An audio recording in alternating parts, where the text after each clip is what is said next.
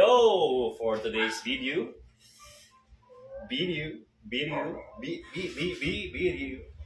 gagawa tayo ng inihaw na isda. So, ititimpla natin to. Maglagay tayo ng salt, pepper, calamansi, garlic. Yun lang, wala nang iba. Salt, pepper, calamansi, at garlic. Wala nang iba, ganun lang. Para sa marination nito, isdang gindara. So may nakasalubong na naman ako kanina sa merkado. No? So, maotak din kasi hinihiwanan nila 30 pesos per slice.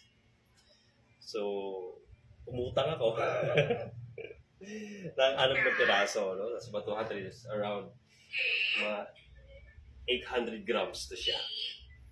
Maotak din kasi alam na dapat pala hindi ko gumawa ng video ng isdang ito, bahal, no? Kabuti talaga. Nakautot, isipin mo, nagbahal na. Dati 180 lang to. Ngayon, ang galing. Sandali, hindi ko ito i-upload na. Ito gagawin na natin. Ito ang kalamansi. Wait lang, tanggalan muna natin ito ng mga palikpik.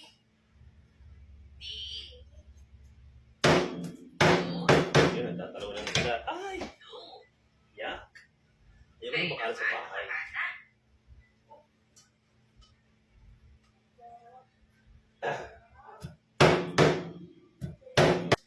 At dahil Sunday bukas, kakain tayo ng siyempre ng special,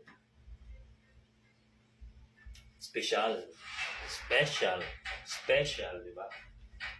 Saya talaga, patigas ng dina eh. Kahit kalamansi. Kasi may mga kaliskis pa to, may mga himbis pa. Pag na-slice na siya, tapos hindi mo natanggal yung kaliskis niya, madudurog siya kapag fresh, no? Pag malambot, madudurog siya pag kinakayod mo yung kaliskis niya. So, ang gagawin mo, i-freeze mo siya for about 4 to 5 hours para lang tumigas yung laman niya dito. Ang ginawa ko, yung kasi ginagawa ko, kahit sa dun sa pinagtrabahuan ko. Kailangan, chilled o frozen para matanggal yung mga kaliskis dito sa gilid, no? Para makain mo yung balat. Kasi doon sa dati sa trabaho, ang pagluto nito, hindi lang grilled. Yung iba, sinisir lang to. Dapat ginagawang crust, no? Ito. Patong mo siya sa flat grill. Ganyan. Tapos pagluto nito, in-explain ko na lang para ma-imagine nyo, ma-figure out nyo kung paano ginawa. Magiging golden brown to, masarap to. Crispy ang balat niya dito. Tapos ang laman niya, tender and juicy. Okay, that's it. Ito na paminta.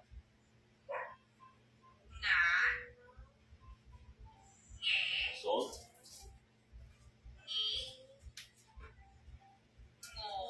Ang marination na to, hindi lang para sa isda, pwede din sa manok.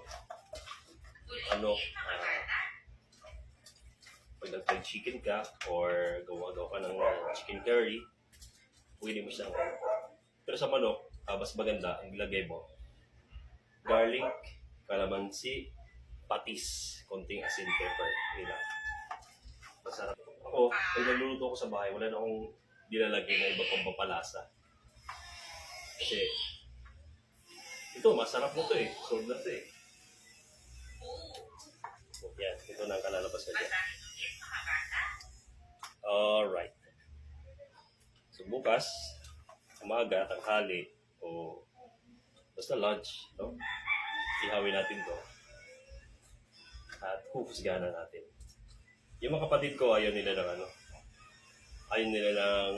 juicy pa, yung may juice pa kasi parang hindi sila sanay sa mga parang raw, medium rare, gano'n. Hindi sila sanay sa gusto nila yung medium well or done. So gusto ko, pag niluto ko ito silang to, may juice pa. Kasi doon ko makukuha yung lasa. Yeah. Okay, tama na pintuhan. Hirap na natin, tapos na. Tapos, maghahanap ako ng pako. Kasi Sunday bukas, tabo sa merkado. Kita-kita tayo doon, mga chong. Alright.